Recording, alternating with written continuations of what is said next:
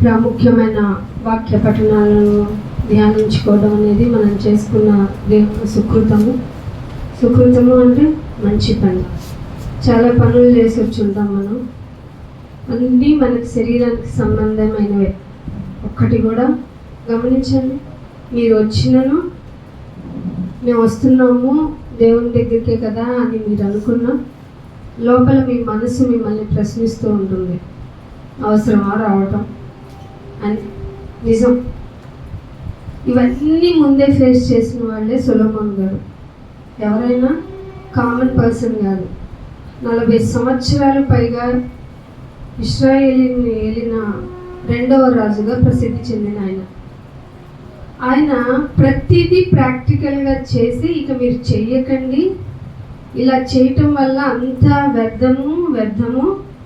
వ్యర్థమని, సమస్తము వ్యర్థము, vanish about all vanish.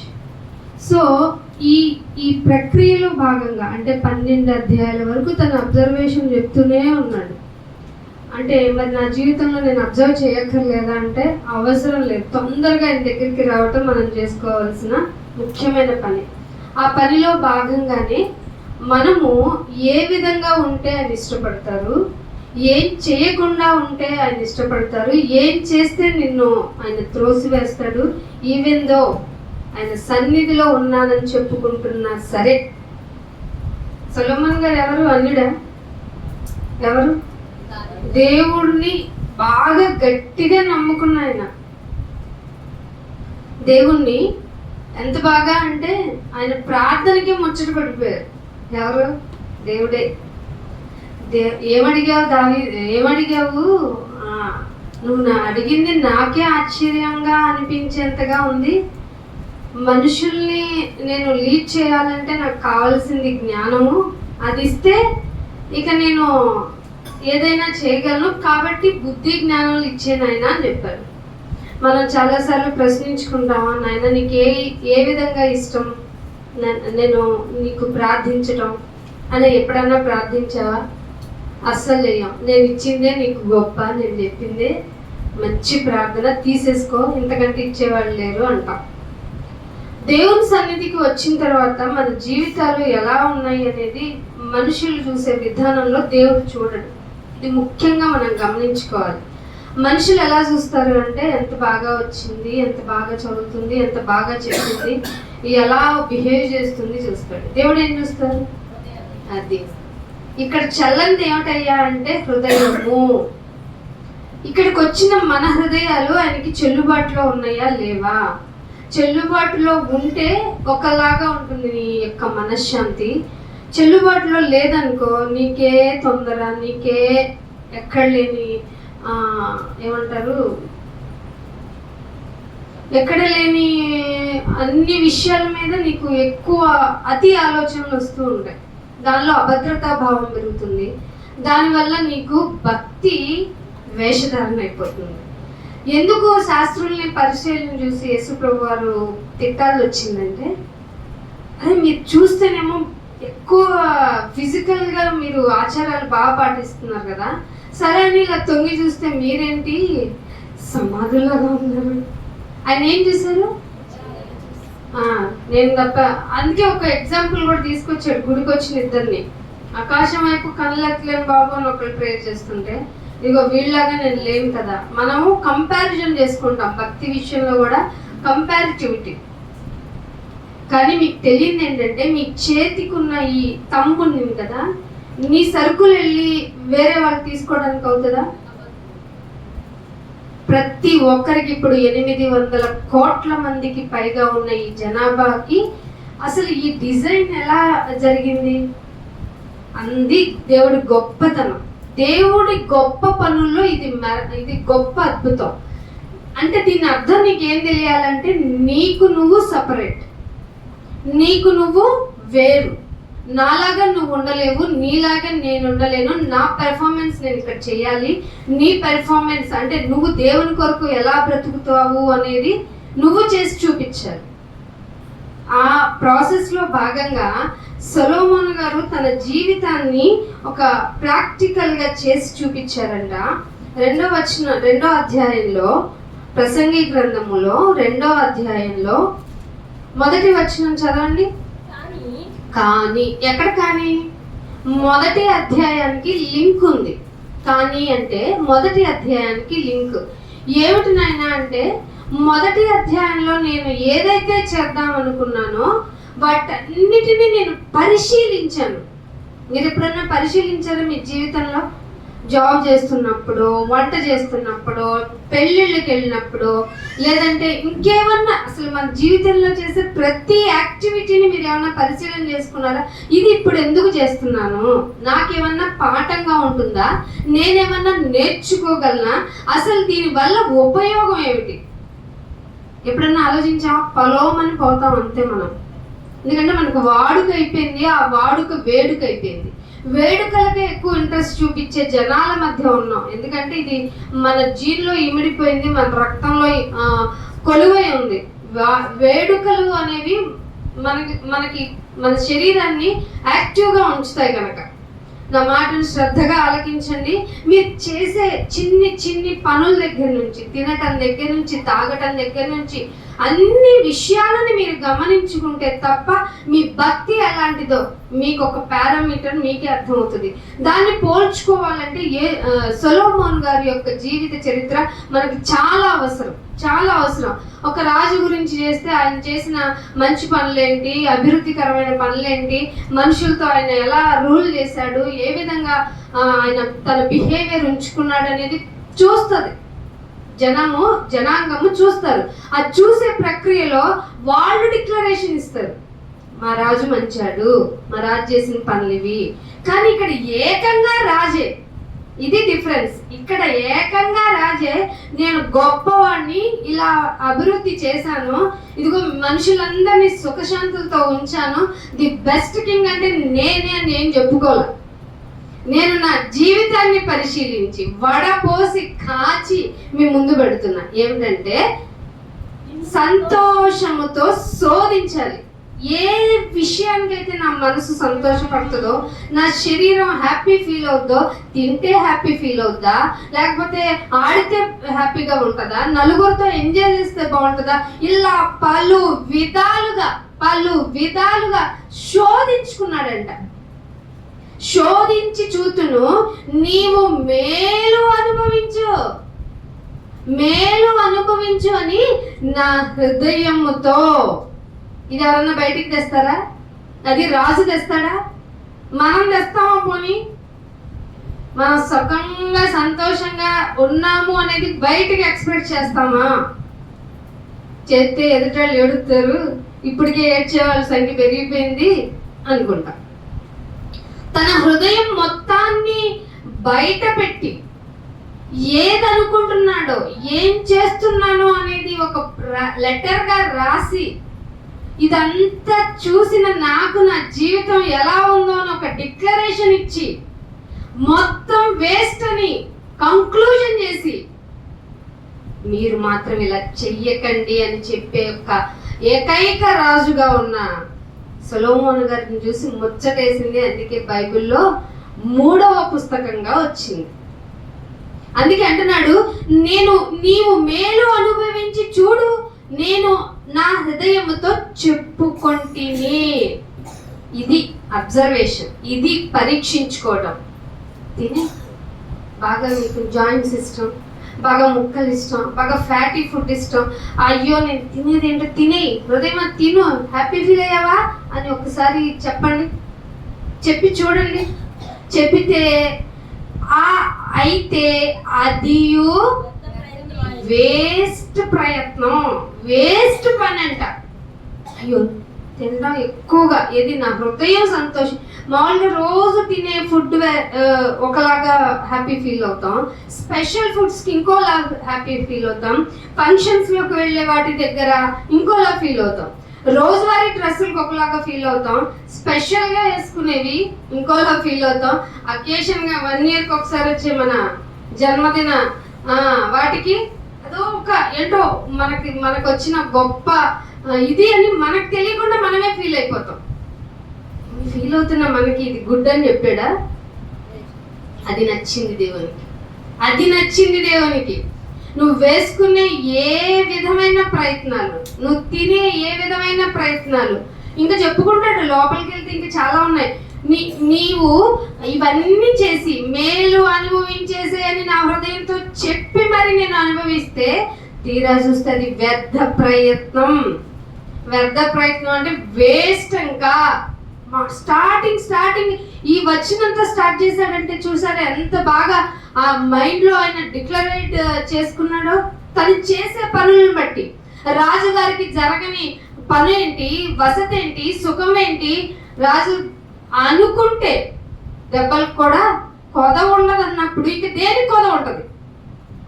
అందుకే అంటున్నాడు, నవ్వుతో చెప్పాడంట, నువ్వు వెర్రిదానివి.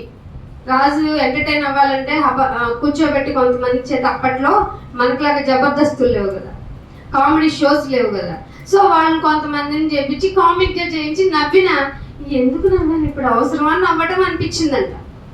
నవ్వుతో నువ్వు వెర్రిదానవని అమ్మ సంతోషం. ఇప్పుడు ఈ విషయంగా నేను హ్యాపీగా ఉన్నాను, నాకు అసలు యుద్ధాలు జరగట్లేదు, ప్రతి రాజుతో నా డీలింగ్ ఏంటి, మై ఫాదర్ ఇల్లానే కదా.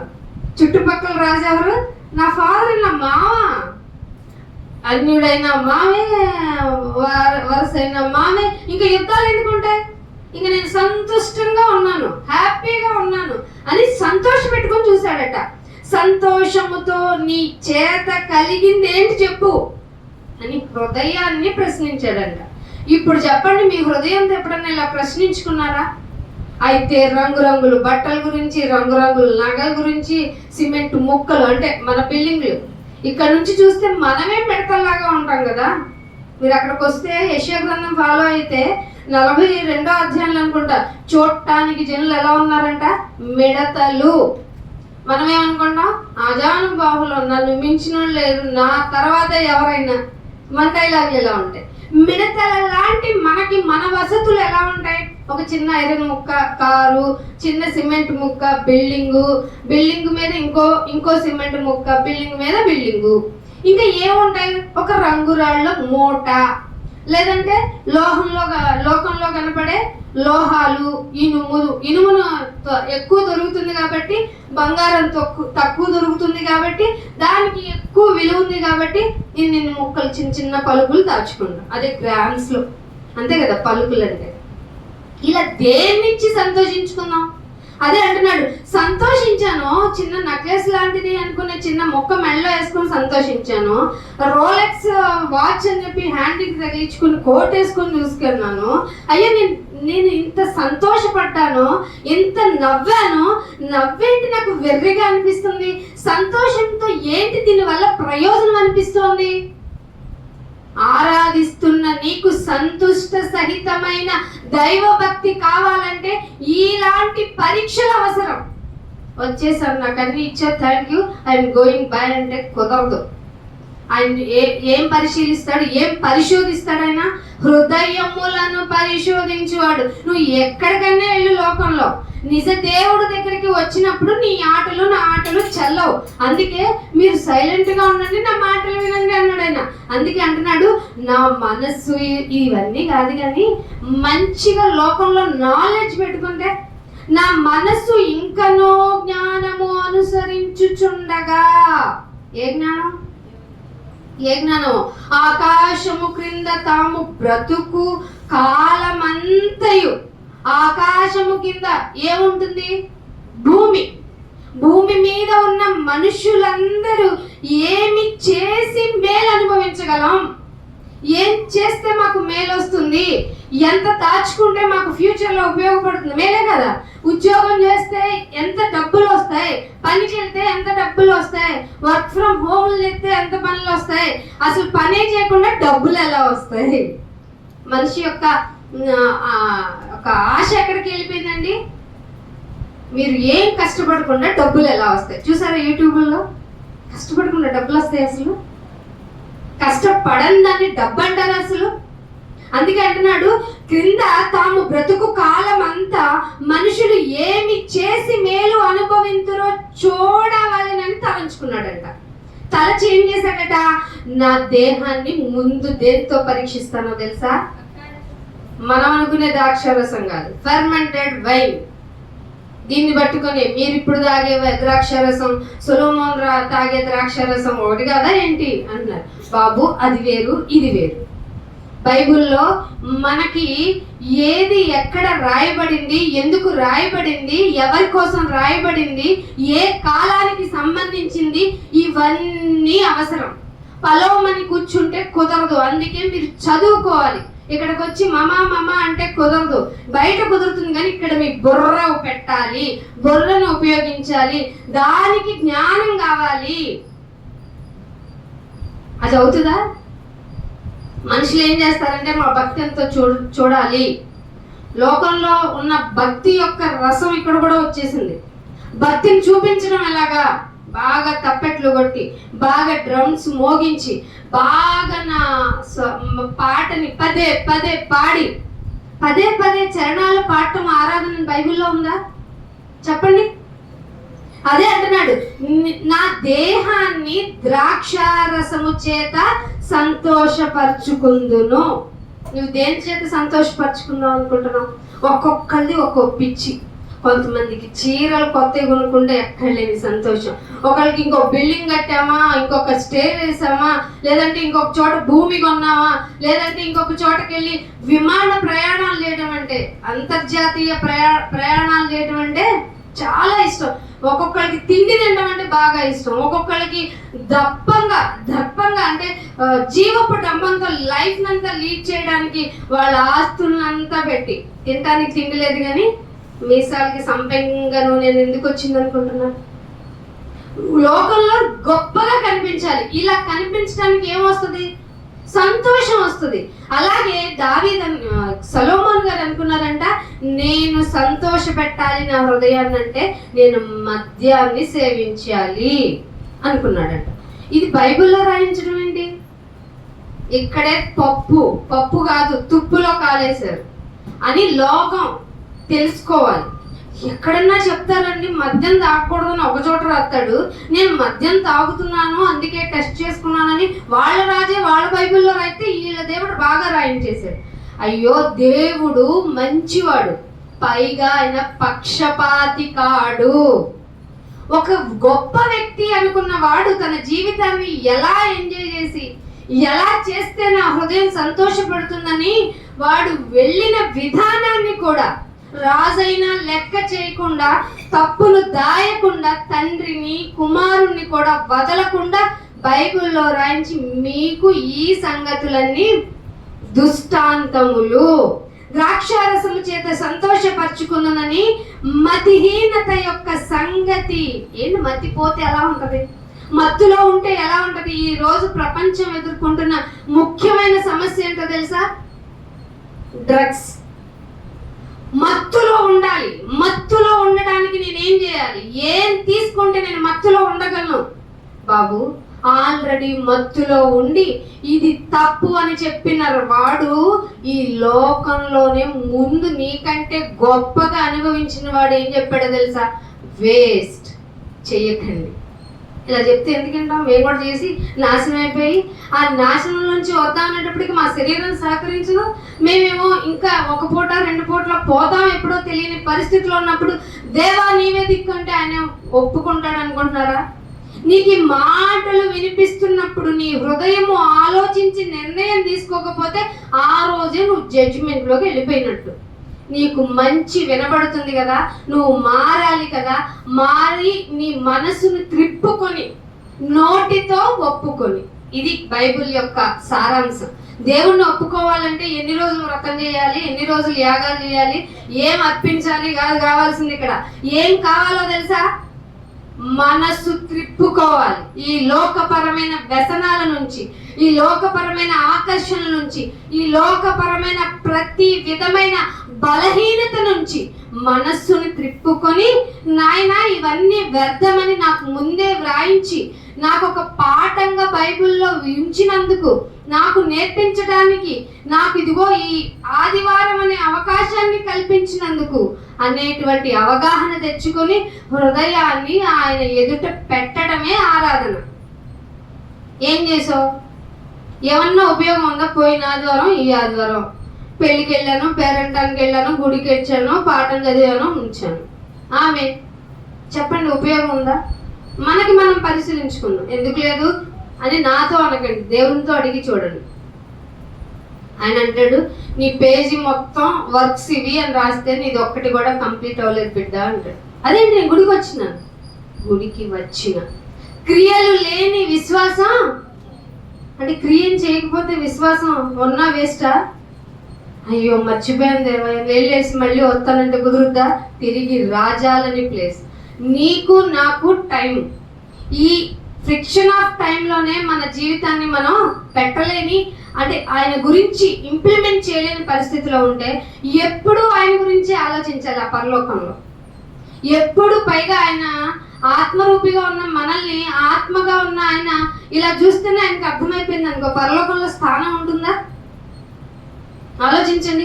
మీరు ఇక్కడ జీవితాన్ని గనక చూసుకుంటే, ఇక్కడ పరిస్థితులను గనక మనసులో పెట్టుకొని పరలోకాన్ని ఊహించుకుంటే కుదరదు.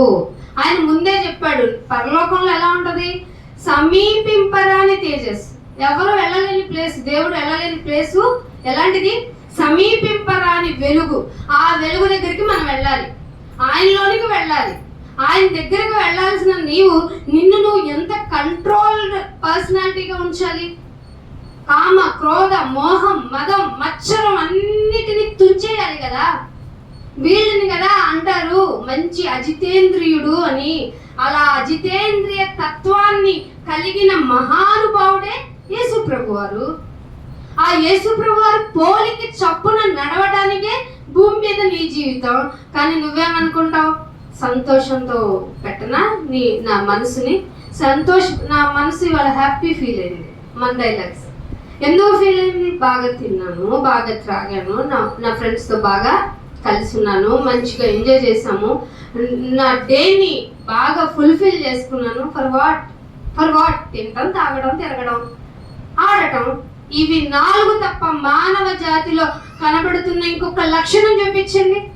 అందుకే అంటున్నాడు, నేను నా దేహాన్ని మనుషులు ఏం చేస్తే మేలవుతుంది అనుకుంటున్నారో దానిలో ప్రథమదైనటువంటి ద్రాక్షారసాన్ని పట్టుకొని, ద్రాక్షారసం తీసుకున్నంత మతిహీనత కలిగింది కదా, అప్పుడు ఎలా ఉంటుందో అని ఆ సంగతి అంతా చూడాలని నా మనస్సులో నేను యోచన అంటే ఆలోచన. పాపం యోచన చేసుకున్నాడు. ఇక్కడ ఉన్న వాళ్ళంతా ఆలోచన. ఇదివరకు డ్రింక్ చేసేవాళ్ళు ఎవరు అంటే ఎక్కువగా జెంట్స్ గురించి చెప్పేవాడు. ఇప్పుడు ఎక్కువ ఎవరితో పోటీ పడుతున్నారో తెలుసా? అందుకే ముసలి వాళ్ళైన వాళ్ళు కూడా మద్యముతో మత్తులుగా కంటే అప్పటి నుంచి ఉంది. లేడీస్ కూడా మత్తులో ఉండటానికి, ఈ మత్తులోనే చాలా హత్యలు, ఆశ కాకుండా దురాశతో తమ జీవితాన్ని ఇష్టానుసారంగా పెట్టుకుంటూ ఒక ఎథికల్ లైఫ్, ఒక మోరల్ లైఫ్ లేని జీవితాన్ని గడుపుతున్నారంటే కారణం హృదయాన్ని సంతోష పెట్టాలి, మనసు హ్యాపీ ఫీల్ అవ్వాలి. దానికి నేనేం చేయాలి? మద్యంతో నేను సంతోషపరుచుకుంటాను. మత్తుడైపోయిన తర్వాత, మతిహీనత, పిచ్చోడైన తర్వాత నా సంగతులన్నీ ఎలా ఉంటాయో అనుకున్నాను. నేను ఇంకా గొప్ప పనులు చేయాలనుకున్నాను. ఏంటా గొప్ప పనులు?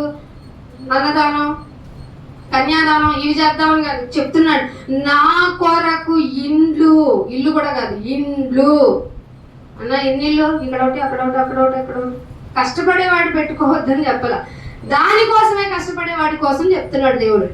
నేను గొప్ప పనులు పూనుకున్నాను, నా కొరకు ఇండ్లు కట్టించుకున్నాను, పైగా తోటలు. అప్పట్లో కల్టివేషన్ అంటే ద్రాక్ష తోటలే. ద్రాక్ష తోటలు నాటించుకున్నాను, నా కొరకు తోటలను, శృంగార వనములను వేయించుకొని వాటిలో సకల విధములు, ఆల్ ఫ్రూట్స్ అన్ని నా తోటలోనే ఉండాలి. ఇప్పుడు మిద్దె మీద వంట, మిద్దె మీద పంట, తోట, వాటి నుండి వచ్చి అక్కడక్కడే వంట చేసుకొని ఎంత బాగుందో తింటాం, ఇలా మేలు తృప్తిపరుచుకున్నారు. ఇవన్నీ ఆల్రెడీ సొలొమోను చేశాడు. చేసి అబ్బా నా కొరకు తోటలను, శృంగార వనములను వేయించుకుని వాటిలో సకల విధములైన ఫల వృక్షాలు నాటించేశాను, వృక్షముల నారుమళ్లకు నీళ్లు పాటని అంటే వ్యవసాయం చేయడానికి చెరువులు కూడా తవ్వించేసుకున్నాను. ఇది మంచి పనే, ఆయన దృష్టిలో మంచి పనే, లోకం దృష్టిలో మంచి పనే. చెరువులను త్రవ్వించుకున్నాను, పని వారిని, పని కత్తెలను, అంటే పర్మనెంట్ పని వాళ్ళని పర్మనెంట్ గా ఇంట్లో పని, చెరువులు తవ్వించాడంటే, ద్రాక్ష తోటలు ఉన్నాయంటే ఎవరు వాళ్ళు రాజుగారు వెళ్ళి చేస్తారా? తోటకు నీళ్ళు పెట్టి వస్తానంటారా రాజుగారు? ఎవరిని తీసుకుంటాడు? పనోళ్ళు. ఆ పని వాళ్ళు పర్మనెంట్ గా ఉండేలాగా సంపాదించుకున్నాడంట. నా ఇంటలే పుట్టిన దాసులు ఉన్నారంట. నీకున్నారా? నాకున్నారు. నాకు ఒక్క పనోళ్ళు దొరికితే చాలు, జీవితంలో నీ ఇంటికి వచ్చి పని చేయనమ్మా అనేంతగా హింస పెడతాం మనం. మనకున్న లక్షణం అది. కొన్ని మనలాంటి వాళ్ళేగా అంటే అబ్బాయి లేదు, వాళ్ళు రూపాయి తీసుకుంటున్నారుగా, ఎదుటివాడు కూడా నాలాంటి వాడే అన్న ఆలోచన లేని మన జీవితంలో మనం ఎలా ఉంటే బాగుంటుందో ఎదుటివాడు కూడా అలాగే ఉండాలని కోరుకోకపోవడం దుష్ట లక్షణం. అందుకే దేవుడు ఎక్కడ స్టార్ట్ చేశాడు కదా, నిన్ను వలే అవుతుందా? ఇది ఎవ్వరం చేయట్లా. ఆకలి అవుతుంది, అన్నం పెట్టమంటే ఏమంటాను? చెయ్యి ఖాళీగా లేదా? ఎందుకు లేదు చెయ్యి ఖాళీగా? ఏం చేస్తుంది? నీ చెయ్యి నిన్నే తింటా ఉంటుంది. ఆకలి అంటే అన్నం పెట్టాం. ఒక ఏదన్నా వస్త్రం దానం చేయండి అంటే పాతకి ఇంకా రేపో ఎల్లుండో చినిగిపోయే బట్టలను ఇస్తాం. మనకి ఏమన్నా అన్నం పెడదాం ఉచితంగానే ఏమన్నా ఆలోచన వస్తుందా? నాకే తినటానికి లేదు. ఏమనిపిస్తుంది? నాకే తినటానికి లేదు. బట్టలు దానం చేద్దామా? ఇవన్నీ చేయకపోతే, దాన ధర్మాలు కనుక నీ జీవితంలో లిస్ట్ అవుట్ అవ్వకపోతే, నిన్ను వల్ల నీ పొరుగు ఎలా ప్రేమిస్తావు? ఇక్కడికి వచ్చి మళ్ళీ నాయన మంచిగా నన్ను కాపాడావు. ఎందుకు కాపాడాను? నిన్ను కాపాడింది ఎందుకో తెలుసా? నువ్వు ఎదుటివాడికి ఉపయోగపడాలి. క్రొత్త నిబంధన ఎక్స్టెన్షన్ అదే, ప్రేమను విస్తరింపజేయాలి. ఎవరి ప్రేమని? గులాబీ పూలు ఇచ్చే ప్రేమను కాదు, తర్వాత విడాకులు తీసుకునే ప్రేమ కాదు. దేవుని కొరకు ఏ త్యాగానైనా నేను చేయగలను, ఈవెన్ నా ప్రాణం పెట్టడానికి కూడా ఉపేక్షించను అనేటువంటి ఒక డెఫినిషన్, నువ్వు ఒక మేకింగ్ డెసిషన్ తీసుకుంటే, ఆ డెసిషన్ తీసుకున్న నీలో నిన్ను నువ్వు మార్చుకుంటున్నప్పుడు ఎవరైనా ప్రాణం పెట్టాలంటే నేను రెడీగా ఉన్నా. ఎందుకంటే మనం ప్రతిదినము వదకు సిద్ధమైన, అలా ఫిక్స్ అయ్యి వచ్చారా, నన్ను కాపాడినైనా ఇంకా ఇంకా కాపాడుతూనే ఉండు. ఎన్నేళ్ళు కాపాడాలి ఏంటి? మరి నరుని ఆయుష్ ఎంత? అది ఒకప్పుడు. ఇప్పుడు ఎంత? 50కి ఫిక్స్ అయిపోతుంది. అది కూడా సిలైన్ లెక్కల హ్యాండ్ ఉండదు, ఆపరేషన్ చేయని బాడీ ఉండదు, మందులు వేయని బాడీ ఉందని చెప్పండి. ఆ ప్రయాస ఈ ప్రయాస పడుతున్న జీవితంలో మళ్ళీ టాబ్లెట్ వేసుకుని, మళ్ళీ ఆపరేషన్ చేసి, మళ్ళీ రికవర్ అయిపోయి, మళ్ళీ సంపాదించుకోవడానికి వెళ్తాం. సంపాదించి ప్రాణమా తిను, త్రాగు, సంతోషించు. అర్థమైందా? సొలొమోను గారి యొక్క ఎసెన్స్ ఒక చిన్న సాదృశ్యంలో చెప్పేశారు యేసుప్రభు గారు. ఆయన చెరువులు తవ్వించుకున్నాను, పనోళ్ళను పెట్టుకున్నాను, నా ఇంటి దగ్గరే పుట్టిన పనోళ్ళు ఉన్నారు, అందరూ ఉన్నారు. నేను నాకు ముందు నుండి ఉన్న వారందరికంటే ఎక్కువ పశువులు మందలు, గొర్రె మందలు బహు విస్తారంగా. అప్పట్లో ఏంటనుకున్నారు సంపాదలు?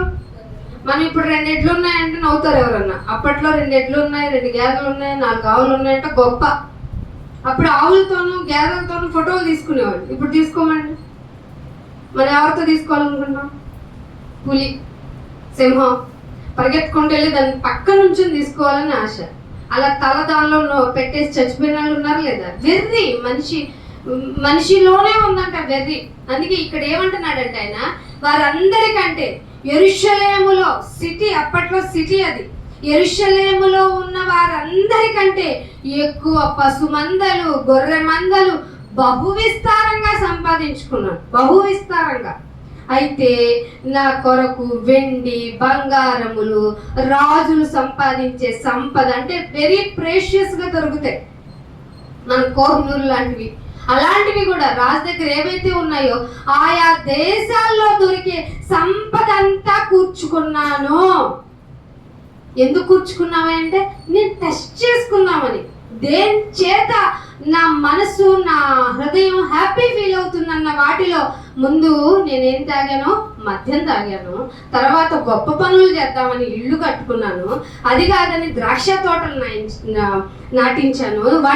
వాటి కల్టివేషన్ కోసం చెరువులు తవ్వించుకున్నాను, పనోళ్ళు పట్టుకున్నాను. మీకు తెలీదు, నాకు ఇంటిలో పుట్టిన దాసులే ఉన్నారు. అది కూడా కాదు, పశు సంపదలు ఉన్నాయి, పైగా నా క్వాలిఫికేషన్ ఏంటి? రాజుని. వెండి బంగారాలు కాదు, రాజులు సంపాదించుకునే సంపద కూడా నేను మొత్తం కలెక్ట్ చేసి పెట్టుకున్నాను. నేను గాయకురాండ్రను. మనుషులు ఇచ్చిచ్చు సంపదలు, మనుషులు ఏదైతే ఇష్టపడతారో, మనిషి ఏదైతే నాకు ఇది ఉందని గర్వంగా ఫీల్ అవుతారో వాటిని అన్నిటినీ సంపాదించుకున్నాను. ఇది కాకుండా బహుమంది ఉపపత్నులను ఉంచుకున్నాను. చాలా మంది చేశారు ఇది. దేవుడి యొక్క పని చేస్తున్నామంటూ, దేవుళ్ళో ఉన్నామంటూ చూపుల్ని మార్చుకొని జనాలు ఇక్కడే ఎక్కడ మందిరాలలో. ఇంకా నీ పిల్లలు ఏం బాగుంటారు? నీ పద్ధతే సరిగ్గా బాగున్నప్పుడు నీ జీవిత విధానాన్ని చూసే కదా వాళ్ళు వెళ్తూ ఉంటారు. నీ జీవితం ఎలా ఉందో చూసి అలాగే కదా ప్రవర్తిస్తారు. నిన్ను చూడాలంటే నీ పిల్లలు చూడాల్సిందే. ఎస్, నీ పిల్లలు ఎలా ఉన్నారో తెలిస్తే నీ స్థితిగతులన్నీ తెలిసిపోతాయి. ఆఫ్టర్ ఆల్ ఇది నేను చెప్పట్లేదండి, సైకాలజీ, మానసిక శాస్త్రం అని ఒకటి ఉంటది, దానిలో చెప్పాడు. అందుకే అంటున్నాడు, బహుమంది ఉపపత్నులు ఉంచుకున్నాను. నాకు ముందు యెరూషలేములో ఉన్నందు వారి అందరికంటే నేనే ఘనుడనై అభివృద్ధి పొందాను. నా జ్ఞానము నన్ను విడిచిపోలేదు. ఏ జ్ఞానం? లోకంలో అన్ని సంపాదించుకొని బ్రతకాలనే జ్ఞానం. అందుకనే 1వ రాజుల గ్రంథము 10వ అధ్యాయం చూడండి. మళ్ళీ ఇక్కడ కొత్త 1వ రాజుల గ్రంథము 10వ అధ్యాయము 23వ వచనం చూడండి. ఈ ప్రకారము ఏ ప్రకారము? ప్రసంగి 2వ అధ్యాయంలో రాయబడిన పిన్ టు పిన్ ఎక్కడి నుంచి స్టార్ట్ చేశాడో ఎక్కడి వరకు వచ్చాడో ఆ ప్రకారంగా ధనము చేతను జ్ఞానము చేతను భూపతులందరికంటే అధికుడై ఉన్నాడు. ఏం సాధించాడండి? ఇంతకంటే డెస్టినీ ఉంటుందా? ఇంతకంటే టార్గెట్ ఉంటుందా లైఫ్ లో? భూమి మీద ఉన్న రాజులు ఎవరున్నారో, అధిపతులు ఎవరున్నారో వాళ్ళందరికంటే ది పీక్ లెవెల్లో ఉన్నాడట. ఎవరు? సొలొమోను గారు. ఉండి జ్ఞానము చేత ధనము చేత ఉన్న ఈయన అతని హృదయమందు దేవుడు ఉంచిన, అర్థమైందా? ఇన్ని ఉంచింది. ఎప్పుడు ఇచ్చాడు ఇవి? ప్రార్థించినప్పుడు ఇచ్చిన జ్ఞాన వాక్కుల్ని వినటానికి లోకులందరూ అతన్ని చూడాలని అనుకున్నారట. దేవుడు ఉంచిన జ్ఞాన వాక్కులను చూడటానికి వచ్చేవాళ్ళు ఉంటారా? అప్పుడు వాళ్ళెంత తెలివైన వాళ్ళో ఆలోచించండి. నాయన, ఇది దేవుని మాట, దేవుని జ్ఞానం. నువ్వు ఈ లోకంలో ఇలా ఉండకూడదు. దేవుడి మాట వింటూనే జీవితాన్ని కొనసాగించాలి. మన కోపం వస్తుంది, కోపించకూడదు. ఒకవేళ వచ్చిన సాయంత్రానికే పోవాలి. మనుషుల మీద కక్ష పెట్టుకోకూడదు. మనం కక్ష పెట్టుకున్నామంటే దేవుణ్ణి మనం దూషించిన వాడిని అవుతాం. మనుషులందరినీ నువ్వు ప్రేమించాలి. ముఖ్యంగా దేవుడికి ఎక్కువ ప్రయారిటీ ఇవ్వాలి. దేవుడు తప్ప నీకు వేరే ఎవరు ఉండకూడదంటే నాకు, నా బలగం, నా రక్త సంబంధులు, నా జనాంగం అనుకుంటున్నావు. అసలు మనుషులు నమ్ముకోవద్దు, వాళ్ళు కూడా పోతారు. రాజులనైనా హ్యాండిల్ చేసి డిస్ట్రాయ్ చేసేది ఎవరు? దేవుడు. ఇలాంటి చెప్పుకుంటూ పోతే నీకు అలుపు రావాలి తప్ప ఇంకేం లేదు. అలాంటి మాటలు వినడానికి ఇక్కడికి రాంటే వచ్చి నువ్వు నిద్రపోతావు. వెళ్తామా మనం? పరలోకం వెళ్తామా? దేవుడు నీకు ఇచ్చిన ఆయుష్ విలువ నీకు అర్థం కానప్పుడు నిన్ను ఏ విధంగా ఉంచాలి? అయినా ఉంచుతున్నాడు ఆయన. ఎందుకని? విలాప వాక్యాలు 3వ అధ్యాయం 38 ప్రకారం తన వాత్సల్యతను ప్రతిదినము మార్చుకుంటున్నాడు. నాయనా, ఈ రోజు కూడా నా మనస్సుని నన్ను బ్రతికించడానికి, నాకు టైం ఇవ్వటానికి, నా మీద విపరీతమైన ప్రేమను పెట్టుకుని నా మరణ శాసనాన్ని తిరిగి రాసావా? ఈ లోపు నన్ను ఇబ్బంది పెట్టడానికి, ఇదిగో నువ్వు చేస్తుంది తప్పు అనడానికి నన్ను ఇబ్బందుల కొలిమిలో పరీక్షించావా? నేనేమో ఇబ్బందులు రాకుండా, ఏ తెగులు రాకుండా, అసలు నా శరీరం ఏ తెగులు, ఏ గుడారం, నా గుడారాన్ని ప్రవేశించకుండా నువ్వే చూడని డిక్లరేషన్ ఇచ్చేసి ఆమె అనుకుని ఇంటికి వెళ్తున్నాను. నీతి క్రియలు ఎక్కడా? నీతి క్రియలు ఎక్కడా? అందుకే అంటున్నాడు లూకాసు వార్తలోనే 12వ అధ్యాయము, లూకాసు వార్త 12వ అధ్యాయము 19వ వచనం, 12వ అధ్యాయము 19వ వచనం. నా ప్రాణముతో ఏం చెప్తున్నా ఈయన ఇప్పుడు, అప్పుడు రాజుగారు అనుకున్నది ఎందుకు రాయించాడో తెలుసా? ప్రతి ఒక్కరి ఆలోచన ఇదే కాబట్టి. నువ్వు శుభ్రంగా తినేసి అలా బెడ్ మీద వాళ్ళు, ఇంతకంటే నాకేం కావాలి అని అంటావా? ఆయన సంపాదించుకున్నాను, నేను కష్టపడ్డాను, నేను తెచ్చుకున్నాను, రుచిగా చేయించుకున్నాను, అందుకే నాకే సర్వ హక్కులు అనుకోవడం, అంతేనా? అలాగే అనుకున్న వ్యక్తట నా ప్రాణముతో. రోజు మీ ప్రాణంతో ఏం మాట్లాడుతున్నారో చెప్పండి, అదే పరిశీలన. మిమ్మల్ని మీరు పరీక్షించుకున్నాయల్లా తీర్పు పొందకపోదుము కదా. పరీక్షించుకోకుండా ఏం చెప్తావు? ప్రాణందా? ప్రాణమా, ప్రాణమా, అనేక సంవత్సరాలు, ఎన్ని సంవత్సరాలు? అనేక సంవత్సరాలు వదిలిపెట్టండి. రేపేమి సంభవించునో తెలుసా? ఎవరికైనా తెలుసా? మొన్న జాహ్నవి పాప చచ్చిపోయిందో తప్పిపోయిందో ఇంకా మిస్టరీగానే ఉంది. అక్కడికి వెళ్తున్నారు మన భవిష్యత్తు తిరిగిన వాళ్ళు. ఎవరాళ్ళు? ఆస్ట్రాలజర్స్. వెళ్ళి ఏం చెప్తున్నారు? మాకు ఛాన్స్ ఇస్తే. ఛాన్స్ ఎందుకు? నీకు మనసు లేదా? తల్లి బాధ తెలియటం లేదా? ఇక్కడ ఉందని తీసుకొచ్చేయచ్చు కదా. మరి తప్పిపోకుండా ముందే వచ్చి నీ బిడ్డకి తప్పిపోద్ది, జాగ్రత్తగా ఉంచుకొని చెప్పొచ్చు కదా. అంతెందుకండి, వెనజులాలో ఏం జరిగింది? భూకంపం జరిగిందా? దాదాపు 10,000 మంది పోయారా? 1000 మంది చచ్చిపోయారు, 10,000 మంది గాయపడ్డారు. ఇంకా లెక్కలు రావాలి. రాకుండా ముందే వెనిజులా వాళ్ళకి చెప్పొచ్చు కదా. అర్థమవుతుందా? తాంత్రికము అంటూ పోయి, తాయెత్తులు కట్టుకొని పోయి, జాతకం ప్రకారం బతికేద్దామని, తిథుల ప్రకారం నివసించేద్దామని, ఆ గ్రహాలకు కనుక పూజ చేస్తే మనకి హ్యాపీగా ఉంటది అనుకునే భ్రమపరిచే వాళ్ళందరికీ దేవుడు ఏం చెప్తున్నాడు తెలుసా? మీ జీవితాలు వాటి చేతిలో లేవు, వాళ్ళ చేతిలో లేదు. మిమ్మల్ని మీరు కాపాడుకోవాలంటే ముందు మీ ప్రాణంతో ఏం చెప్పుకుంటున్నారో చూడండి. నాయన ఇంత ఇచ్చావు అంటే కారణం నా మీద తిరిగి వాత్సల్యత పెరిగినందుకు స్తోత్రాలను చెప్తున్నావా? ఇలా స్తోత్రాలు చెప్పుకునే ప్రాణాన్ని నిలిపినందుకు నీ కొరకు నీతి క్రియలు చేసి చూపిస్తానంటున్నావా? లేకపోతే నా ప్రాణంతోనే, నీ ప్రాణంతో నువ్వు మాట్లాడుకోవడం వ్యర్థమని తెలిసిందా లేదా అసలు ఇంతకీ నువ్వు? అదే అంటున్నాడు, అనేక సంవత్సరములకు విస్తారమైన ఆస్తి. తింటే ఎన్ని తరాలు కలగదు? తింటే ఎన్ని? 3 తరాలకు తరగని, 3 తరాలకు తరక్కుని ఆస్తి నీకు ఎందుకంట? దాని ధర్మాలు చేయలేదు కదా, ఉంచేసుకున్నావు కదా. పేదలు ఎవరి వాళ్ళు పుట్టారైతే? మానవ జాతి వల్ల కదా. అందుకే దేవుడు చెప్పేశాడు, పేదలు మీ మధ్య ఎప్పుడూ ఉంటారు. అంటే మనిషి మారడా? మారడు. మనిషి యొక్క జీవితం మారాలంటే ప్రాణంతో చెప్పాల్సింది ఇది కాదు. నా ప్రాణమా యెహోవాను సన్నుతించు, ఆయన చేసిన మేలలో దేనిని మరువకు. చెప్పావా ఇట్లా నీ ప్రాణంతో ఎప్పుడన్నా? అస్సలు చెప్పాం. నేను ఎంత బాగా తెలివిగా నా జీవితాన్ని గడుపుకున్నానంటే నా తెలివి వల్లే, నా జ్ఞానం వల్లే, నా ఆలోచన వల్లే, నా శక్తి సామర్థ్యాలే నన్ను ఇంతగా నిలబెట్టే. అవునా? ఎంతగా నిలబెట్టే? టుప్పులు పోయే గాల్లో ప్రాణం అయిన మన జీవితాన్ని, త్రాసులో దుమ్ము లాంటి మన ప్రాణాన్ని, అడవిలో గడ్డి పువ్వు లాంటి మన జీవితాన్ని మనం ఏం చెప్పుకుంటామో, నా కష్టంతో నేను నిలబడ్డాను. మార్చుకోవాలి. అందుకే అంటున్నాడు, నీ ఆస్తి ఎన్నో సంవత్సరాలు ఉందనుకుంటున్నావు కదా, అయితే సుఖపడు. ప్రాణానికి ఏం చెప్పకూడదో తెలుసా?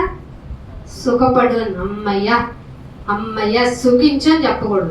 ఎప్పుడైతే నీ ప్రాణాన్ని సుఖపడు అని చెప్పావా, నువ్వు ఎడ్జ్ టు హెల్ అన్నట్టే, నరకానికి దగ్గరగా. ఎందుకంటే నీ శరీరం నీకు శత్రువు అని తెలియనప్పుడు, అంటే నీ ఆత్మకి వ్యతిరేక స్వభావం కలిగిన సూటైన నీ శరీరం నీకు ఉన్నప్పుడు, మేలైనది చేయనివ్వని ఈ శరీరం నీకున్నప్పుడు, దీనికి సుఖాన్ని ఇస్తున్నావంటే నిన్ను తీసుకొని నువ్వే నరకంలో పడేసుకుంటున్నావు. అందుకే దేవుడు ఏమన్నాడు తెలుసా?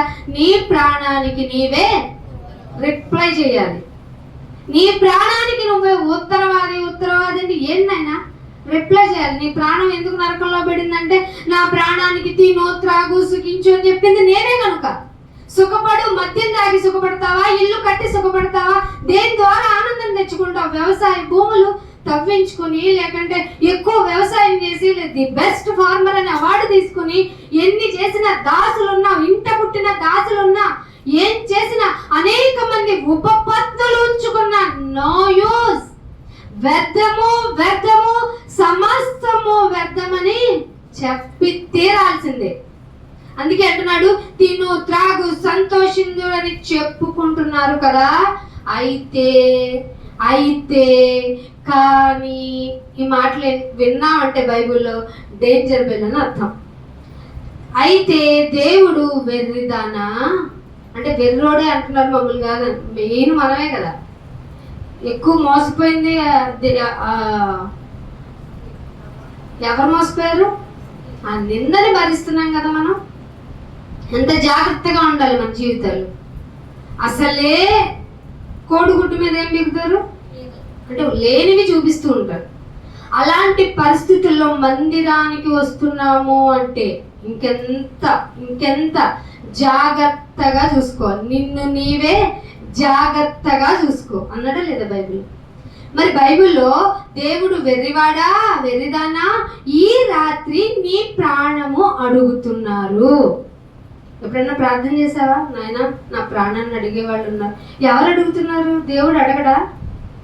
దేవుడి తరపు నుంచి ఉన్న నీతి సమూహమే. ఆ నీతి సమూహం ఎందుకు నాయన వాడు ఏమైనా మారుతాడు అనుకుంటున్నావా?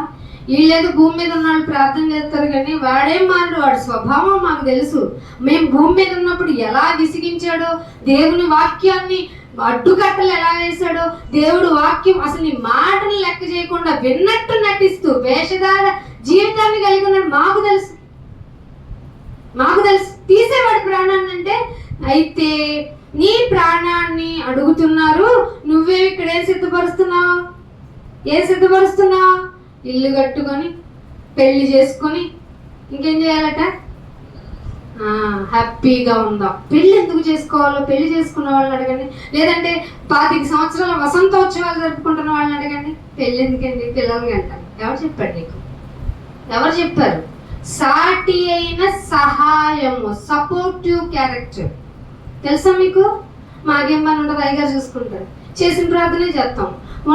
వండిన మనకు అలవాటు కదా, వండిన కూర వంకాయలాగా వండుదాం, కూర కాకరకాయ అలా వండి ఇంట్లో పెడితే ఇంట్లో వాళ్ళు తిట్టుకుంటూ ఇక తప్పదని తింటారేమో. దేవుడు మాత్రం జాగ్రత్త. నీ ప్రవర్తన, నీ భక్తి అప్గ్రేడ్ అవ్వకపోతే వన్ డే నీ ప్రాణాన్ని అడుగుతున్నారు కదా అని తీసేస్తే, ఏమండి ఇవన్నీ అయ్యో ప్రాణాన్ని అడుగుతారంటండి, తీసేస్తారంట, నువ్వు చచ్చిపోతావు అంటే భయపడే వాళ్ళు ఉన్నారా? Never be. మరణానికి దగ్గరగా వెళ్ళి మరణాన్ని చూసి అసలు ఏమాత్రం భయపడిన వాళ్ళ సంఖ్య రోజు రోజుకి పెరిగిపోతుంది. అందుకనే నీవు సిద్ధపరిచినవి ఏ సిద్ధపరిచావు చెప్పండి. మీరు ఇప్పుడు నిన్ను ఎలా స్థిరపడ్డావు అని అంటే నువ్వేం చెప్తావు? ఏముందండి మా భర్త ఇచ్చిందో, నేను చక్కగా చేర్చిస్తే ఆయన ఇంకొక బిల్డింగ్ వేసి, లేదంటే ఒక 1/2 ఎకరం కొనేసి పిల్లలకి దాచానండి. ఏం ఉపయోగం అంటే దాచకూడదన్నా దీని అర్థం? దాచకూడదని కాదు, దీనికోసమే నీ జీవితం అంతా పెట్టేస్తే దేవుడికి ఏం చేస్తావు? మరి ఊపిరి ఎవరిచ్చారు? జీవాన్ని ఎవరిచ్చారు? సమస్తమునిచ్చింది ఎవరు? ఆయనకి నువ్వు చేసింది జస్ట్ ఇచ్చావు కదా, థ్యాంక్ యూ. మొన్న ఎవరు ఇలాగే దేవుడు అన్ని ఇచ్చాడు కదా, థ్యాంక్స్ చెప్పాలని. ఎందుకు చెప్పాలి? ఆయన ఇవ్వాలి కదా అంటున్నారు. ఆయన ఇవ్వాలి కదా. ఇలాగే అవే వచ్చినాయి. నారు పోసిన వాడు ఎందుకు పోయాలని ఎప్పుడైనా ఆలోచించామా? నారు వేసుకుంది నువ్వు, నీళ్లు పోసుకోవాల్సింది. నారు పోసేది ఆయనే, నీళ్లు పోసేది ఆయనే, గింజలు ఇచ్చేది ఆయనే. నువ్వు తినేసి ఏమంటావు? నా ప్రాణమా తిను తాగు. ఎవరికి కోపం వస్తుంది చెప్పండి? నిన్ను ఎలా కొట్టినా వినట్లా. నిన్ను ఎలా కొట్టాలంటే నువ్వు కొడితే వెళ్ళి మంచం మీద పడ్డావు, అయినా మారావా? ప్రకటన గ్రంథంలో ఉంటుంది కదా 3వ అధ్యాయంలో, నిన్ను కొడితే వెళ్ళి మంచం మీద పడ్డావు. ఏమన్నా మారావా? మారకపోగా, బుద్ధి తెచ్చుకొనకపోగా మళ్ళీ రిపీట్ సైకిల్. 1వ అధ్యాయంలో ఉంటుంది కదా ప్రసంగంలో, మునుపు జరిగినదే ఇక ముందు జరుగుతుంది. ఎన్ని జరిగినా ఇది కొత్తది, ఇది కొత్తది, కొత్త చీర, కొత్త ఇల్లు, కొత్త మనుషులు, కొత్త జీవితం, ఇక నుంచి కొత్తగా ప్రారంభిద్దాం అని దేవుడు అక్కర్లేదు అనుకుంటున్న నీకు సిద్ధపరిచినవన్నీ ఏమవుతున్నాయి? మరి దేవుడు ఎవరు చెప్పాడు మాట? ధనవంతులు చెప్పుంటాళ్ళే అనుకుంటున్నారా? కింద 21 దేవుని ఎడల ధనవంతుడు కాక. ఎవరి యందు ధనవంతుడై ఉండాలి? ఏమండి, ఇన్ని సభలు పెట్టాను, నా రూపాయి మిగలలేదు. ఇంతగా దేవుని వాక్యాన్ని బయటికి తీసుకెళ్తున్నాను, నాకు రిస్ట్రిక్షన్సే, అయినా దేవుని వాక్యాన్ని వదలలేదు. దేవుడి కోసమే నిలబడ్డాను, దేవుని కోసమే నిలబడి తీరుతాను, ఆయన కొరకు నా నుండి నీతిని వ్యాపింపజేస్తానని ఏమైనా పట్టుదల కలిగి చెప్తున్నారా? సాక్ష్యం చెప్పమంటే ఏం చెప్తావు? దేవుడు మాకు మంచి ఇల్లు ఇచ్చాడు, దేవుడు మాకు మంచి జీవితాన్ని ఇచ్చాడు, దేవుడు మంచి ఉద్యోగం ఇచ్చాడు అని చెప్పే వాళ్ళ దగ్గర నుంచి ముందుకు రారేంటి మీరు? ఏం రావాలో తెలుసా? నాకేమి ఇచ్చినా నేను వాటిని పట్టించుకోలేదండి, ఇచ్చినవన్నీ ఆయన కొరకే అనుకున్నాను, నీ కొరకు నిలబడతానని ఇదిగో నా నిర్ణయం తీసుకున్నాను. నేను తీసుకున్న నిర్ణయాల్లో నేను ఆయన కొరకు నిలబడి ఆయన మాటలు చెప్తున్నాను, చెప్పేస్తున్నాను అనే వాళ్ళు చూపించండి. మీరు అనుకుంటున్నారా వచ్చి బల్ల తీసుకొని వెళ్ళిపోతే 3 గంటల్లో ఒక గంట వాక్యానికి ఇచ్చిన ఇక్కడ అరగంట కన్నా ఎక్కువ ఇవ్వాలనుకోండి, ఆ అరగంటలో మీరు వినేదంతా 10 నిమిషాలు కూడా మీ మైండ్లోకి వెళ్ళదు. ఆ 10 నిమిషాలు వచ్చే వారం చెప్పమంటే వాట్ ఈజ్ నిన్న చదివిన ఉత్తర చిత్రాలు పోయిన వారం ఏం చదివారంటే చెప్పేవాడు లేదు. ఎక్కడ మన భక్తి? ఇంకా దేవుని గురించిన పట్టు రావటం లేదంటే కారణం ఏంటో తెలుసా? నటిస్తున్నావు. దాన్నే బైబిల్ ఏముంది? వేషధారణ. అయితే మార్చుని ఆరాధన. నాయన, నాకు ఇచ్చిన ప్రతి సుఖాన్ని, ప్రతి సదుపాయాన్ని నేను ఎంచుకోవటం లేదు. నువ్వు నా కొరకు ఉండాలి, నేను నీ కొరకు ఉత్తరముగా రిప్లైగా ఉండాలి. ఉన్నానా? అసలు బాప్తిస్మే తీసుకునే వాళ్ళ సంఖ్య సంఘాలకు వచ్చి మరీ ఉంటున్నారండి. ఎంత దౌర్భాగ్యం అండి! అంటే దేవుని మాట కూడా వాళ్ళని మార్చట్లేదా? సరే వచ్చారు పో, ఇక తీర్మానం తీసుకున్నాం, బాప్తిసం తీసుకున్నాం అన్న వాళ్ళలో అసూయలు ఏంటండి? అమర్యాదగా నడుచుకోవడం ఏంటండి? దేవుని దగ్గర నలగొట్టుకోవాల్సిన జీవితాన్ని ఇష్టానుసారంగా లోకస్తులతో బీటుగా, లోకానికి వేరయ్యామా లేదా? వేరయ్యామన్నా అది ఎలా చూపించాలి? బట్టలేసి చూపిస్తామా? బొట్టు తీసి చూపిస్తామా? ఆభరణాలు తీసి చూపిస్తామా? Of course, very nice. పనులేది, మాటేది, మాటలో ఉప్పేది. మీ మాట ఎల్లప్పుడూ రుచిగా ఉండులాగున కాస్త ఉప్పేయండి అన్నాడా లేదా? మీ కూరల్లో ఉప్పు వేయకపోతే ఎంత ప్రాబ్లం చేస్తారో తెలుసు కదా. మరి ఉప్పు సంగతి ఎందుకు చెప్పరు? మాటేది, ప్రవర్తనేది, బుద్ధేది. అందుకే అంటున్నాడు ఈ జేమ్స్, యాకోబు రాసిన పత్రిక 5వ అధ్యాయం ముగింపు దగ్గరికి వస్తున్నాను, జాగ్రత్తగా ఉండండి. 5వ అధ్యాయం 5వ వచనం. మీరు భూమి మీద సుఖముగా జీవించి. ఏ విధంగా అంట? దేవుడు ఏది ఇష్టపడలేదు? దేవుడు కుళ్ళండి, సుఖంగా ఉంటే ఒప్పుకోడు. ఆ సుఖాలన్నీ ఇచ్చింది ఎవరు? ఇచ్చినాడు. ఎందుకు ఇచ్చాడు? ఇచ్చాను మీకు ఇచ్చాను నసివి పట్టడానికి ఇచ్చాడా? నా బిడ్డలు బాగా తినాలి, బాగా త్రాగాలి, బాగా ఉండాలి, బలంగా ఉండాలి, ఉండి తాగి సుఖము అనుకునే లోపు వాళ్ళకి మెలకు వచ్చుకుని నా కొరకు నిలబడాలి. ఇప్పుడు బాగా అత్యవసరమైన పని ఏంటనుకుంటున్నారు?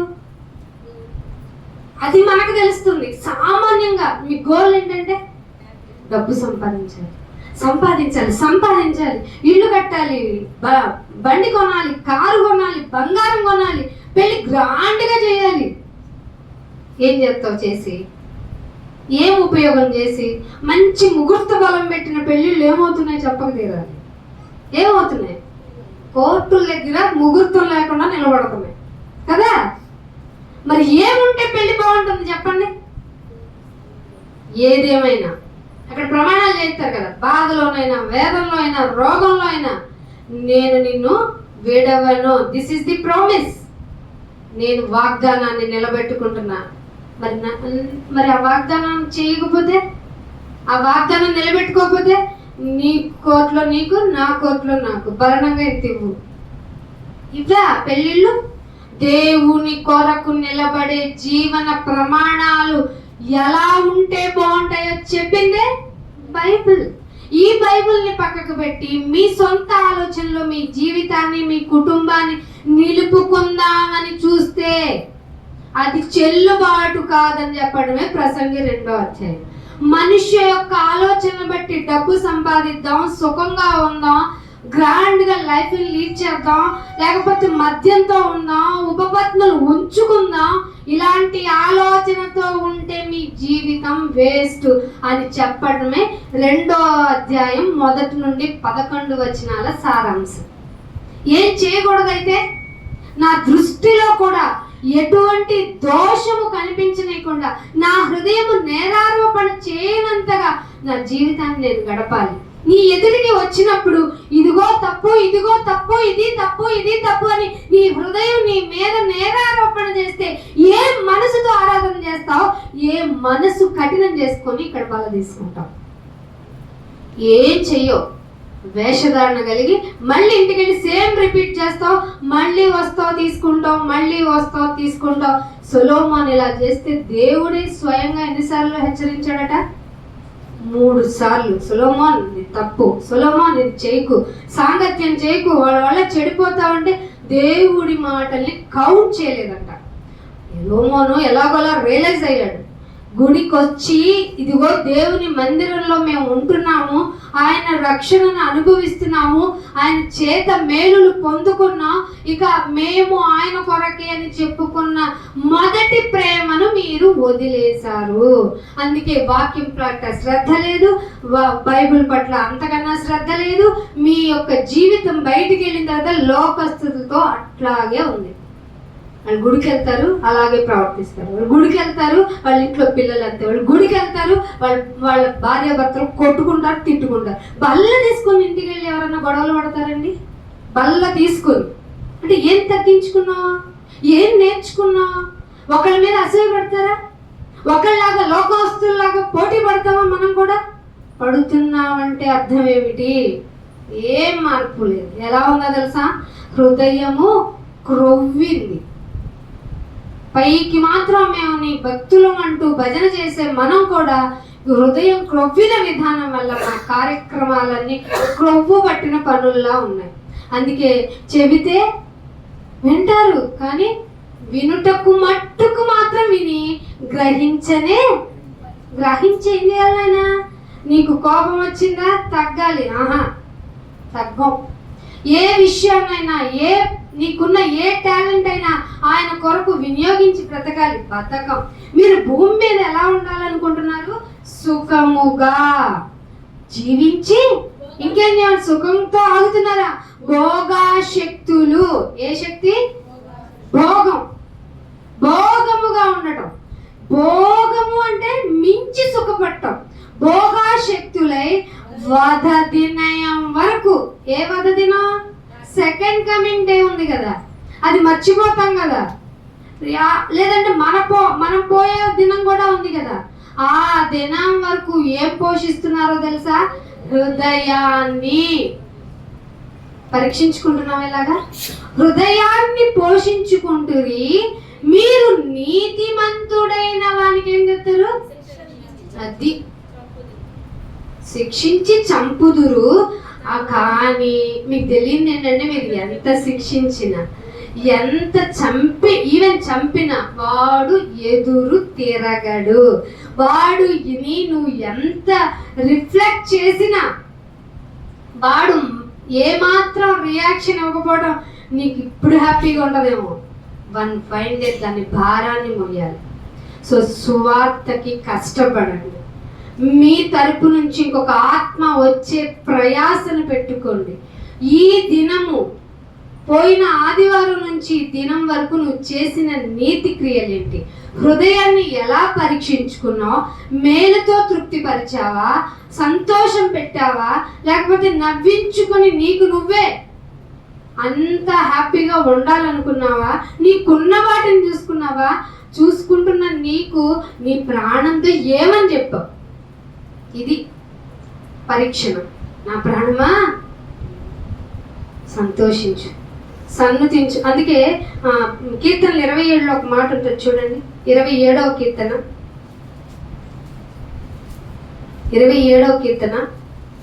8వ వచనం. ఏం వెతకాలి? ఏం వెతకాలి? Repeated again. చదువుతున్నారా? ఒకళ్ళతోనే. నా సన్నిధి ఎక్కడ ఉంటుంది? అది వచ్చారా? మీరు ఒక్కళ్ళు ఎందుకు వచ్చారు? మాకు అక్కర్లేదు అన్న మీ ఫ్యామిలీ మెంబర్స్ దగ్గర నుంచి మీ నీతి క్రియలు ఏం లేవా? సహించలేదా? ఓర్చుకోలేదా? నీతిమంతుడుగా నిలబడుతున్నావా? అసలు నీతిమంతుడుగా నటిస్తున్నావా? నీ ఫ్యామిలీ మారకపోతే నీ విశ్వాసాన్ని కూడా త్యాగం చేసే పో అన్నాడు తిమోతి గారు. నా సన్నిధిని వెదుకుడని నీవు సెలవిచ్చావు. ఇది ఆజ్ఞ కదా. సెలవు ఇయ్యటం అంటే ఏంటి? ఆజ్ఞలు 10 అండి, కమాండ్మెంట్స్ ఓన్లీ 10 అండి అనకండి. సన్నిధి వెదకటం కూడా వన్ ఆఫ్ ది కమాండ్మెంట్. సన్నిధి వెదకుడని ఆయన సెలవిగా, వెంటనే యెహోవా ఉన్నవాడైన దేవా నీ సన్నిధిని నేను వెతుకుతాను నాయనా. ఇది కదా ఆరాధన అంటే. వెతికానైనా నీ సన్నిధికి వస్తే నా హృదయంతో నా ప్రాణంతో ఏం చెప్పుకోవాలో తెలిసింది. ఇన్నాళ్ళు సంతుష్టిగా ఉండడం అంటే ఏంటో తెలిసింది. నా ప్రాణాన్ని ఎలా హ్యాపీగా ఉంచడమో తెలుసుకున్నాను. ఏం తోచకపోతే జబర్దస్త్ లాంటి కామెడీ షోలు పెట్టుకుని మరీ నవ్వాను, కానీ అదంతా వ్యర్థం అని తెలుసుకోలేకపోయాను. ఆయన నీలో ఉండటం, నీ సన్నిధికి వెలగటం నా ప్రాముఖ్యం అని తెలియజేసావు. నీ సన్నిధిని వెతుకుతానని నా హృదయముతో చెప్పావా? నీ హృదయంతో చెప్పావా?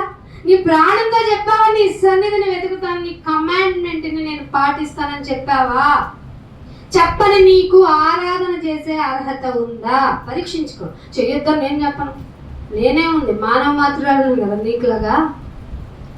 కానీ దేవుడు చెబుతున్న మాట ప్రకారం నడుచుకుంటున్నావా? నా ప్రాణానికి చెప్పావా?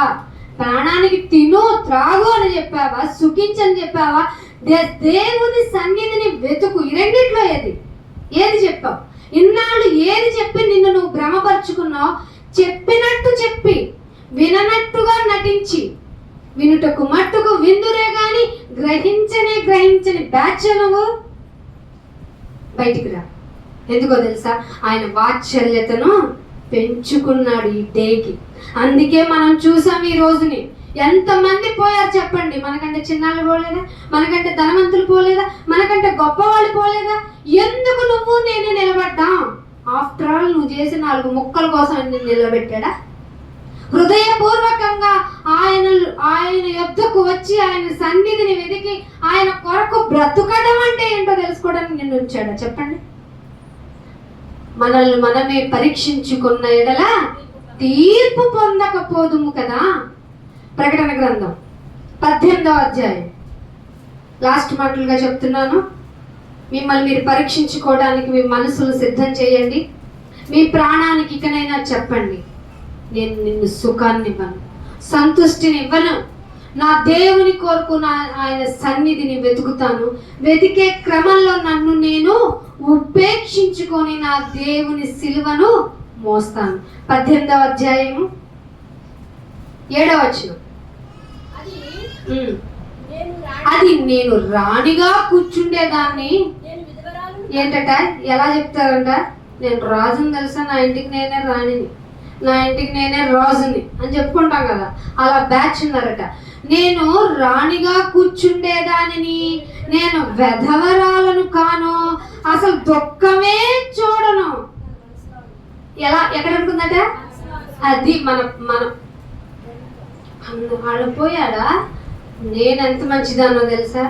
నేను వెధవరాలనే అవ్వను, సుఖంగా ఉండేదాన్ని. నేను రాణిని తెలుసా, నేను రాజును తెలుసా, అని మనసులో అనుకొనెను గనుక, మనసులో అనుకొనెను గనక. ఇది దేవుడితో వచ్చిన ప్రాబ్లం. ఇప్పటికీ నేను అడుగుతుంది అదే, మీ మనసులో ఏమనుకుంటున్నారు? నేను గొప్పోడు తెలుసా, నేను ఎంత నెమ్మదిగా ఉంటానో తెలుసా అని అనుకుంటున్నారా? అనుకున్నావా? అది తనను తాను ఎంత గొప్పగా, తననే తాను ఎంత గొప్పగా చేసుకొని సుఖభోగములు, ఏంటట, సుఖాన్ని భోగాన్ని అనుభవిస్తుంది గనుక ఒక్క దినముననే. వెలుసులకు తెలుసా? ఒక్క దినమా 1 అవరా? ఒక్క దినముననే దాని తెగుళ్ళు. ఏంటనైనా తెగుళ్ళు అనగా, తెగుళ్ళు అంటే ఏంటంట, అనగా మరణం వస్తుంది, దుఃఖం వస్తుంది, కరువు కూడా వచ్చేస్తుంది. ఇది దేవుని కెపాసిటీ. నువ్వు ఏ దేవుణ్ణి నమ్ముకోవాలో ఆ దేవుణ్ణి నమ్ముకోవడానికి నువ్వు చేయాల్సిన పనులేంటో, అది దేనితో సంబంధమయ్యిందో ఆ ప్రాణాన్ని, ఆ హృదయాన్ని నువ్వు నా సన్నిధిని వెతుకు అన్న ఆ దేవుని మాటను కౌంట్ చేయకుండా, ప్రాణమా తిను, తాను త్రాగు, సుఖించు అని తనంతట తానే ప్రాణానికి రిప్లై చేసుకుంటున్న వాళ్ళకి ఏం చెప్తుందట? ఒక్క దినముననే తెగుళ్ళు అనగా మరణం, దుఃఖం, కరువు. ఈ సంవత్సరం వర్షాలు చాలా తక్కువ ఉంటాయంట. వచ్చిన 2 వర్షాలు వచ్చినా పెద్ద వడగాలితో వస్తుంది. ఎప్పుడైనా చూసామా? పొద్దున్నే అయితే చల్లగా ఉండి రాత్రికి వేడవటం. ఎల్లోని మనకు తెలిసేమంట, ఎల్లోని వల్ల కరువు ఎందుకు వస్తుంది? తనంతట తాను హెచ్చించుకోవడం వల్ల వచ్చింది ప్రాబ్లం. రీజన్ ఏంటయ్యా అని అడిగితే ఐఎండి వాళ్ళు ఏం చెప్తారు? ఎల్లుని అని చెప్తారు. రీజన్ ఏంటయ్యా అంటే ఒక క్రైస్తవుడు మాత్రమే చెప్పగలడు. ఇప్పుడు ప్రస్తుత పరిస్థితులు తలక్రిందులు అవ్వటానికి కారణం ప్రతి మనిషి తనను తానే హెచ్చించుకొని నేనే రాజు, మంత్రి అనుకోవడం, నాకు నా జీవితానికి నేనే హీరో అనుకోవడం, మనల్ని ఎవర్రా ఆపేది అనుకోవడం, నాకెవరు నువ్వు చెప్పడానికి అనుకోవడం, నువ్వు ప్రశ్నించడానికి మీకు హక్కు లేదు అని జన్మనిచ్చిన వాళ్ళకే చెప్పుకోవడం. ఇలాంటి పరిస్థితులన్నిటికీ కారణం ఏంటో తెలుసా? రాజును నేనే అనుకుంటున్న నీకు దేవుడిస్తున్న సమాధానం ఒక్క దినములోనే దానికి తెగుళ్ళు. తెగుళ్ళు అంటే ఏమైనా కంటామినేషన్, కరోనా టైప్ అనుకుంటున్నావా? కాదు, మరణమే. అంటే చావేక నీకు. ఆ చావు ఎలా ఉంటుందంటే ప్రతి దినము నీకు దుఃఖమే, తినటానికి కరువు, తినటానికి కాదు కదా, తాగటానికి కూడా ఉండదని మనకి మాత్రమే తెలుసు. ఏంటది? నాయనా నేను అలసిపోయాను, నాకు కొంచెం వాటర్ ఇప్పించండి. అన్నాళ్ళు మైకట్టుకొని, ఇదిగో మందిరము కొద్ది దూరమే, తెలుసు కదా మీకు, సామెతలోనా ప్రసంగిలోనా ఉంటుంది. మందిరానికి వెళ్ళటానికి వాకబుల్ డిస్టెన్సే. సమాజం మధ్యలోనే ఉన్న మందిరానికి నేను వెళ్ళలేకపోయాను, ఆ మాటలు పట్టించుకోలేకపోయాను, ఎందుకు చెవి యొగ్గలేకపోయానని ఏడ్చి ఏడ్చి ఏడ్చి గొంతు ఎండిపోతుందంట. ప్రాణానికి కదా. అంటే లేపబడిన ఈ శరీరము ఇలాగే వెళ్ళి నరకంలో పడుతుంది. అర్థమవుతుందా? ఇవ్వబడిన ఈ శరీరం అలాగే నరకంలో పడి ప్రాణము, శరీరము, ఆత్మ కలిగి ఉంటే ప్రతి దానికి నొప్పి, ప్రతి దానికి కోపమే, ప్రతి దానికి దుఃఖమే, ఆకలి, నొప్పి, దాహం అన్నీ కలిగి వేదనతో ఉండి కరువు. ఎంత కరువు? ఈ లోకం ఎస్టిమేషన్ చేస్తున్న కరువు కాదు, ఒక నీటి బొట్టు కూడా దొరకని కరువు. ప్రాణానితో సుఖపడు అంటే వచ్చే లాస్ట్కి వచ్చే పనిష్మెంట్ ఇది. ప్రాణంతో అంట నీవు అనగా మరణము, దుఃఖము, కరువు వచ్చును. దానికి తీర్పు ఎవరిస్తున్నారు? దేవుడే. మనమేం చెప్తున్నాం? కరువు వస్తే ప్రపంచంలో కరువు రావడానికి ఎల్లని కారణం అంటున్నాం, చెట్లు కొట్టేయడం కారణం అంటున్నాం, మనిషి ఎథికల్గా లేడు, అన్ని నాశనం చేసుకుంటున్నాడనే అంటున్నాం. కానీ దేవుడు ఏం చెప్తున్నాడంటే నీ హృదయంతో నువ్వు చెప్పుకుంటున్నదే, నీ అంతటా నువ్వు హెచ్చించుకుంటున్న విధానాన్ని బట్టే దేవుడైన నేను ఇచ్చే తీర్పు ఏంటో తెలుసా? ప్రభువు మామూలుడు కాదు, బలిష్ఠుడు. బలిష్ఠుడు గనుక అది అగ్ని చేత బొత్తిగా అంటే మొత్తం కాల్చేస్తుంది. ఏం ఆలోచిస్తున్నావు? ఇప్పుడు నేను అడుగుతుంది ఇదే, నీ ప్రాణంతో నువ్వేం చెప్పావు ఇన్ని రోజులు? నీ వాత్సల్యతను పెంచిన దేవునికి నువ్వేం ఆన్సర్ ఇస్తావు? ఎన్ని తిట్టుకున్నావు, ఏం చెప్పుకున్నావు, ఏమని నేరారోపణ చేసావు? ఇదే మంచి సమయం. ఈరోజే మిక్కిలి అనుకూలమైన సమయం. ఇది యెహోవా ఏర్పాటు చేసిన దినం. పెళ్లి కోసం కాదు, నీ మనస్సు మార్పు కోసం. సో మనస్సు మార్చుకో, నోటితో ఒప్పుకో, మళ్ళీ మారి ఆయన కొరకు నిలబడు. లేకపోతే ఆయన తెగులు తట్టుకోలేం. ఆయన బలిష్ఠుడు, బొత్తిగా అగ్ని చేత కాల్చే టైప్. ఆయన నువ్వన్నా కొంచెం వదిలేస్తావు. సో పరిశీలన చేసి ఆరాధన చేసేటప్పుడు, నాయన నా ప్రాణం తిన్నోళ్ళు నేనేం చెప్పాను తెలుసా? బాగా కలర్ఫుల్ డ్రెస్సింగ్ వేసుకో, నువ్వే హైలైట్గా కనపడాలి, బాగా తిను, నీ అంత బలమైన ఆహారం ఎవరు తింటలేదని చెప్పుకోవాలి. నేను ఇంకా జీవపు డమ్మంత నా జీవితానికి చెప్పి నా ప్రాణం నీకంటే బెస్ట్ ఎవరన్నాను. క్షమించండి నాయన, నన్ను మార్చడానికి నా కొరకు వాత్సల్యతను మార్చుకున్న నీకు నేనేమి ఇవ్వగలను? ఏమి ఇవ్వలేనని నేను అనను నాయన. నేను నా జిహ్వ ఫలాన్ని అర్పిస్తున్నాను. ఇదే కదా నువ్వు కోరుకుంటున్నావు, ఇదే కదా నా నుంచి నువ్వు కోరుకుంటున్నావు. మారిన నా జీవితం, క్రియలు కలిగి నీ కొరకు బ్రతకటానికి నన్ను సిద్ధపరచను. బలలో చేతులు వేస్తున్నానంటే నేను తీర్పు పొందకూడదు నాయన. అపరాధిని అవ్వడానికి నేను ఇక్కడ తీసుకోవటం లేదు. తెలియక నేనేం చేయట్లేదు, అన్ని తెలిసే చేస్తున్నాను. ఎందుకంటే స్పృహలో ఉండే అన్ని పనులు చేస్తున్నాను. సో నన్ను నేను గొప్పదానిగా, నన్ను నేను పాపంగా, నన్ను నేను మంచిదాన్ని అనిపించుకోవడానికి నేను తెలుసో తెలియకో అంటున్నాను. అన్ని తెలిసే చేస్తున్నాను. నన్ను క్షమించండి. ఇక నుంచి నాలో మార్పు ఎలా ఉండాలంటే, నా కుటుంబంలో తెలియాలి, నా వీధిలో తెలియాలి. ఇక నేను నీ కొరకి అనేది, నన్ను నీ కొరకు బలి చేసుకుంటున్నా జీవితం ఎలా ఉంటుంది ఇక నుంచి చూపిస్తానని ప్రసంగి చెప్పాడు. నాయన సమస్తము వ్యర్థమే అని చెప్పాడు. అన్ని అనుభవించాను, అన్ని వేస్ట్ అని తెలుసుకున్నా. ఆయన లాగా నేను మారుతాను అని ఒక ప్రక్షాళన కలిగి పశ్చాత్తాపంతో ఇవ్వబడిన సమయము ఆయన కొరకు వినియోగించమని కోరుకుంటూ ఇంతటితో నా మాటలు ముగిస్తున్నాను. ప్రార్థన చేస్తాను. తండ్రి, భూమి మీద పుట్టిన తర్వాత ప్రతిదీ సుఖంగా ఉండాలి, అనుభవించాలి. దాని కొరకు లోకం మీద నా జీవితాన్ని, నా శరీరాన్ని ఫణంగా పెట్టైనా సరే దీనికి సుఖాన్ని ఇవ్వాలి అనుకుంటున్న మానవ జాతి మొత్తానికి సొలొమోను జీవితం పాఠం చేశారు ప్రభువా. మా అంతటి మేమే సుఖాశక్తులమై, రాజులమై మేమే దుఃఖాన్ని చూడలేము, మేము వెధవలము కాలేము, ఒంటరి వాళ్ళము కాలేము అని మమ్మల్ని గొప్పగా అనుకుంటూ మా జీవితాన్ని హ్యాపీగా లీడ్ చేద్దామన్నప్పుడు మీ వాక్యంతో మమ్మల్ని కొట్టి మమ్మల్ని తిరిగి బ్రతికించినందుకు స్తోత్రాలు నాయన. నీ కొరకు బ్రతకాలి అని చెప్పాలని మా ప్రాణంతో చెప్పటం పోయి, తిను, త్రాగు, సుఖించు, నీకంటే గొప్పది ఏది ఉంది అని చెప్పి మా ప్రాణంతో చెప్పుకున్నాం. మేము సిగ్గుపడుతున్నాం. ఇవన్నీ నశించిపోతాయి. ఒక్క దినంలోనే మాకు వేదన, రోగము, మరణము వచ్చేస్తాయని మాకు బుద్ధి చెప్పినందుకు స్తోత్రాలు. ఇదిగో ఇవన్నీ తెలుసుకోవటానికి మాకు మరొక రోజుని నీ వాత్సల్యతలో భాగంగా ఇచ్చినందుకు స్తోత్రాలు చెల్లించుకుంటున్నాం. మా జీవితం అంతా నీ కొరకు పణంగా పెట్టాలని, అందుకు మమ్మల్ని మేము ఉపేక్షించుకుంటూ మా జీవితాన్ని కొనసాగించడానికి మా వంతు ప్రయత్నం ఉండగా మాకు ఇచ్చిన ఈ మాటలు మా హృదయాల్లో పెట్టుకొని మా జీవితాన్ని గడుపుతాం నాయన.